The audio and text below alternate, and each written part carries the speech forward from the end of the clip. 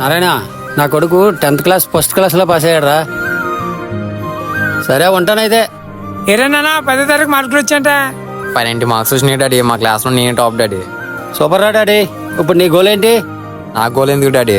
ఇందులో నేను top marks తెచ్చుకుంటాను కదా డాడీ. నాకెందుకు గోలు? 350 మార్కులు వచ్చినాయన్న 600కి. ఒళ్ళేనా పసవే కదా, అందరికన్నా తక్కువ మార్క్స్ వచ్చాయనన్న. మార్కులో ఏముందిరా, మనం ఎంచుకున్న ఆశయం దానికోసం కట్టబడి మార్గంలోనే అసలు గెలుపుంటుంది.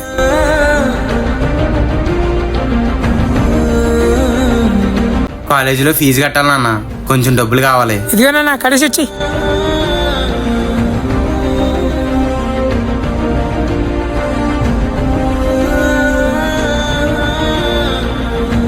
నారాయణ, నా కొడుక్కి సాఫ్ట్వేర్ జాబ్ వచ్చింది.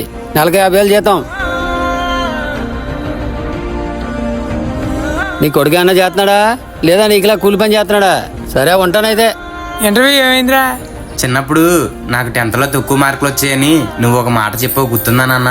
మనం ఎంచుకున్న ఆశయం దానికోసం కట్టబడి మార్గంలోనే అసలు గెలుపుంటుంది. నా ఆశయం నెరవేరింది, నేను గెలిచాను నాన్న.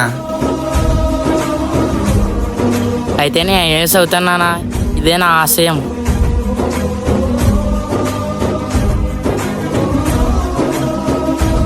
రే సుబ్బారావు, నా కొడుకు ఐఏఎస్ అయ్యారా.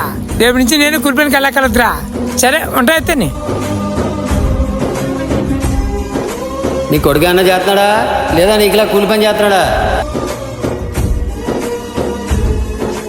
ఇప్పుడు నీ గోల్ ఏంటి? నా గోల్ ఎందుకు డాడీ? అయితే నేను ఐఏఎస్ అవుతానా?